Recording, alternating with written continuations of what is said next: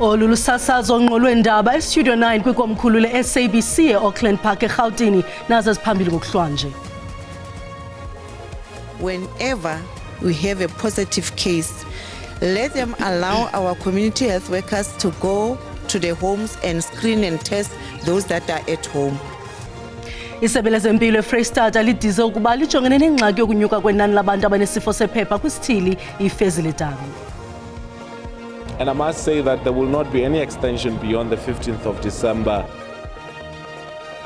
Kukhuthazwa abafundi abadinga ukuncedwa ukuhlawulela izifundo zabo ingxowa-mali ye-NSFAS ukuba bafake izicelo zabo phambi komhla we-15 kule nyanga. Molweni emakhaya, nanguvimbi esinilungiselele wona ngokuhlwanje. Isebe lezempilo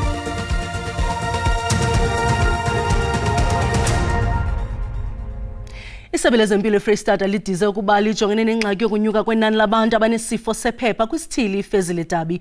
Uninzi lwabantu abafunyaniswe bene-TB lusuka eMuqhaka eKroonstad, nalapho kubikwe abantu ababalelwa kwi-13 abanesifo nabasuka kumgodi Kopananga. Nabangama-39 baphuma kwisikolo samabanga aphantsi iRea Itumela. Isebe lithi bonke babekwe phantsi konyango kwaye nabantu abaye badibana nabo baxilongiwe banikwa unyango lokuthintela ukosuleleka ngesi sifo. Iziganeko ezinyukileyo zesifo sephepha ziyaxhalabisa. Kweziveki ezimbini ezigqithileyo, isebe lezempilo eFreystata lithi okuqhambuka kwesifo sephepha kwisithili saseFezile-Dabi kuyothusa. Kungoku nje isebe liphonononga lihlola likwaqhuba iphulo lokuvavanyela isifo sephepha kule ngingqi kwiinzame zokunqanda ukunwenwa kwesi sifo. They went to the school, to the same class to screen, and then we got one other case. Then we decided that we need to screen more classes at school. Abasemagunyeni babila besoma bezama ukunqanda ukunwenwa kwesi sifo. It's not only children that they were not having any positive case in a class. In a class whereby we were having positive cases, that's where we are screening the contacts, and we are also giving them the prophylaxis that will prevent them getting TB in future. Ukanti abasindileyo kwisifo sephepha bakhuthaza uluntu ukuba lunakho ukulwa nesi sifo lunyangeke. During that course of taking treatment, I was emotionally affected and physically affected. But here I take my treatment for that 6 months. So I like to tell people that they must take their treatment for the duration that the nurses or the doctor tell them. TB is curable, it's not a death sentence. Isebe libongoza uluntu ukuba luthoba izibilini ile meko yokunyuka kwenani lokosuleleka ngesifo sephepha. The advice that I'm giving to the community and especially the parents of the school is to say whenever we have a positive case, let them allow our community health workers to go to the homes and screen and test those that are at home. Nanjengoko izikolo sezivaliwe, isebe lithi kunzima ukufumana abanye abafundi abosulelekileyo. Kungoku nje amagosa esebe lezempilo amaxhaphetshu efundisa uluntu ngesifo se-TB nangendlela zokunqanda ukunwenwa kwaso. Uqoqosho lwasemntla-ntshona lulahlekelwa ngaphezu kwezigidi ezili-10 ngonyaka lungcakazo olungekho semthethweni. Oku kudizwe kwingxelo eqhutywe liziko lobuntlola kwezezimali, kwaye liziko liveze ukuba urhulumente akakwazi ukuyiqokelela ingeniso yerhafu nanjengoko le ngqokelela ibinokuncedisa ukudala amathuba emisebenzi. Ibhodi yokuncakaza iveza ukuba uMzantsi Afrika uncakaza malunga ne-418 yezigidi zerandi kunyaka ka-2023 ukuya ku-2024. Ithi loo nto inani lenyuke ngomyinge ka-80% xa kuthelekiswa nonyaka ka-2021 no-2022 we-233 billion. Kodwa ngokwengxelo yebhodi yokuncakaza yasemntla-ntshona, uqoqosho lwe-GDP lukhulile kwaye unkcazelo olungekho semthethweni liyaqhuba ukuqhwalelisa uqoqosho. loqoqosho. Last week, we went to Vryburg and Lichtenburg also, and we confiscated a lot of illegal machines because these illegal machines, they are just they're just shooting a place and going everywhere, and it's the concern also for us as the province because the province is losing a lot of fiscus on that. ISanbet ithi uninzi lwabantu luza kuzuza amathuba emisebenzi kwaye iqinisekisile kubathengi ukuba ungcakazo lwabo ngobuxhakaxhaka bale mihla lukhuselekile. We've got a range of development and CSI projects. We employ a range of Northwest people in our call centre, so yeah, adding to employment, and then we will also directly impact some of the communities that we're involved with. Iziko lophuhliso loqoqosho eMhlantshona likholelwa kolokuba elinyathelo liza kuba nemiphumela emihle. The Northwest government relies, amongst others, in the entities like your gambling board to mobilize the investment, especially in the form of licensees who would want to operate in this province to change the status in as far as the economy of our province is concerned. So we're excited that, for me, I count it to be a graph that goes up. Ibhodi yokuncakaza imemelela uluntu ukuba luzichaze intshukumo zokuncakaza okungekho semthethweni ekuhlaleni. Usekela mphathiswa wemfundo ephakamileyo uBhuti Manamela ukhuthaze abafundi abadinga ukunceda ukuhlawulela izifundo zabo ingxowa-mali NSFAS ukuba bafake izicelo zabo phambi komhla we-15 kule nyanga. Ngelixa bekhokele iphulo lokufaka izicelo zika-NSFAS eSoweto eRhawutini namhlanje, Manamela uqhube ngelithi akuzokuphinde kwandiswa iintsuku zokufaka izicelo.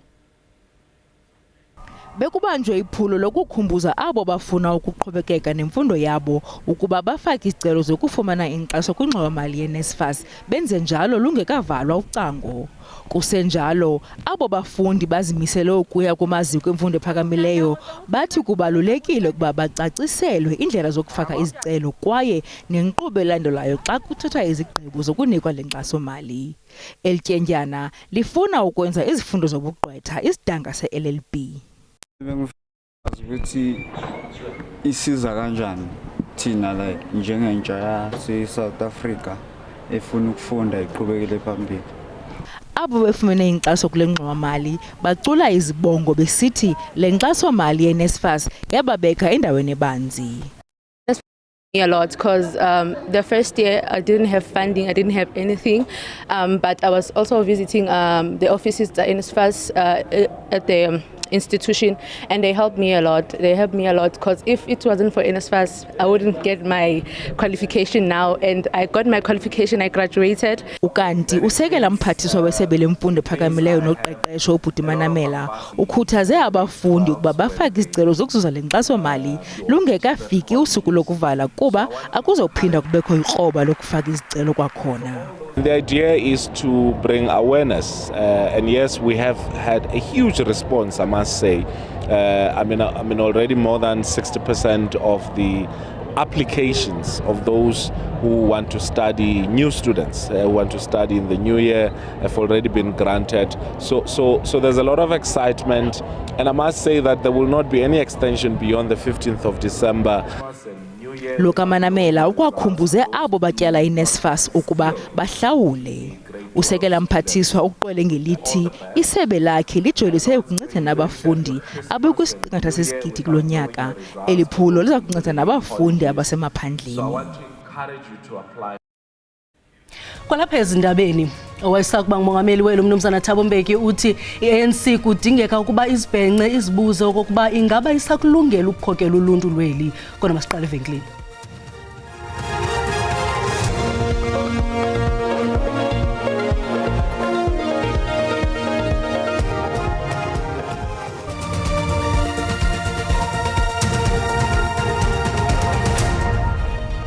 Sinamkele kwakhona kwindaba selijelo uyakwazi ukubukela kwakhona ezindaba kwijelo leYouTube uthi SABC indaba zesiXhosa ukanti xa ubukele sicela ucofe ulike ze ukuba ukamcofa usubscribe sibongoza wenze njalo kwinqaku lokuqala sithele. Isebe lezempilo eFreystata lidize ukuba lijongene nengxaki yokunyuka kwenani labantu abanesifo sephepha kwisithili iFezile Dabi. Uninzi lwabantu abafunyaniswe benetipi lusuka eMuqhaka eKroonstad. Owayesakuba ngumongameli welu Thabo Mbeki uthi ANC kudingeka ukuba izibhenge izibuze okokuba ingaba isakulungela ukukhokela uluntu lweli. uMbeki bethetha kwingxoxo yeentsuku ezimbini nebibanjelwe kwingingqi yalombutho idula Oma eOntshona Koloni. Le ngxoxo ibijolise ekuqwalaseleni imingeni ejongene neliqela. As a cadre that is capable of leading a region. Amalungu eliqela athi inguqu kwe-ANC kufanele ukuba iqale kumalungu alombutho kumasebe. 28 leader of the gang says to me, you and Petros did this, but the president, Jacob Zuma, we met with him. He's given us a membership. So we have members of this kind of membership in the ANC when we are, like in the community, regardless of what action we might be taking. We are the mirror and reflection of the ANC. Amaqala alombutho athi ukhona undanekele kwaye udlulele nakuluntu jikelele. Umbuzo umileyo ngokuba akhona amalungu kulombutho asilungeleyo isikhokelo esitsha. When I reapply, in terms of those guidelines, that group must say, is he fit to continue as a member? Ngethuba kokusekwa urhulumente wobumbano kwaye kwaphuma isithembiso sokubamba ingxoxo kazwelonke nalapho wonke ubani uza kuthi afake imbono yakhe ngorhulumente wobumbano. Now, has the ANC got the capacity to influence that discussion? Many topics will be on that agenda. On the state of the economy, on health, on education, on culture, and this and that and everything. Will the ANC have the capacity to influence that discussion? I-ANC kulindeleke ukuba ibambe umsitho iJanuary 8 statement eKapa kunyaka ozayo.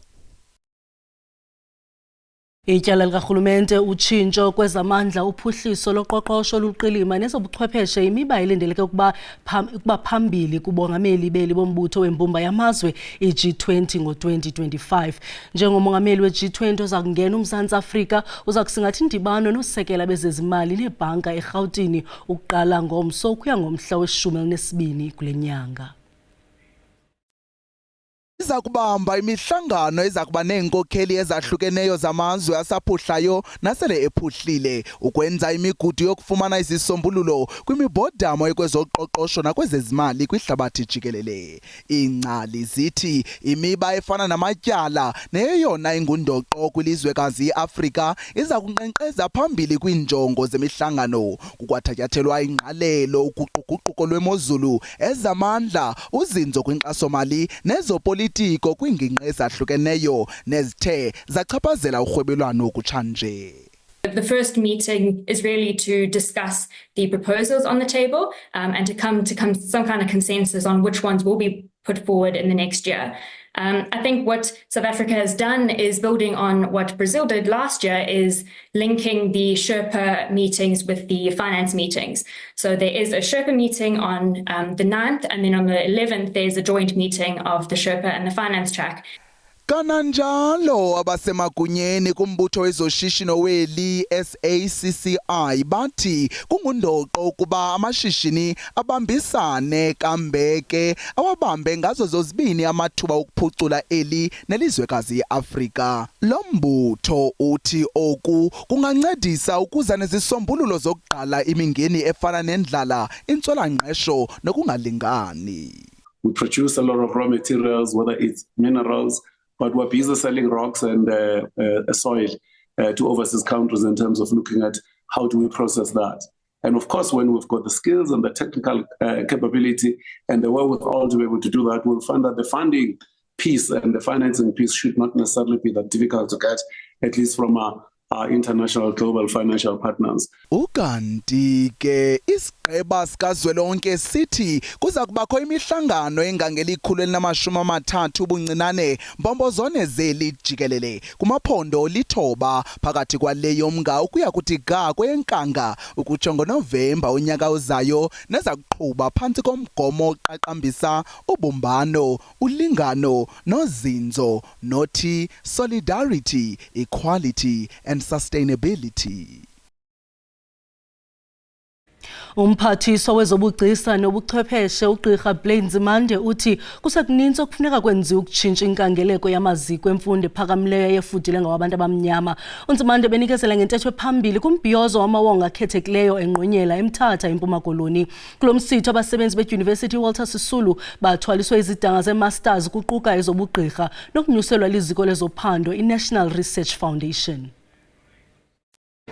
34 abasebenzi kule dyunivesithi abafumene izidanga ze-masters benga-32 kwizifundo ze-PhD kunye ne-13 kwizifundo zophando. I realized when I became the Vice Chancellor that I have staff members who are talented but who are not recognized.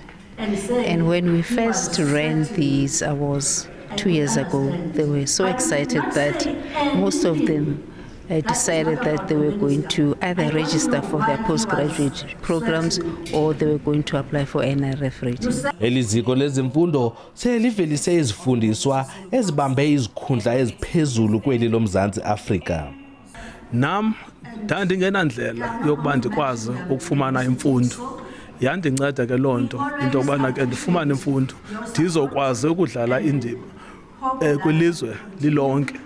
Umphathiswa wezenzululwazi nobuchwephesha ubongoze namanye amaziko emfundo ephezulu nawayefudula ehlelelekile ukuba alandele kulo mzila.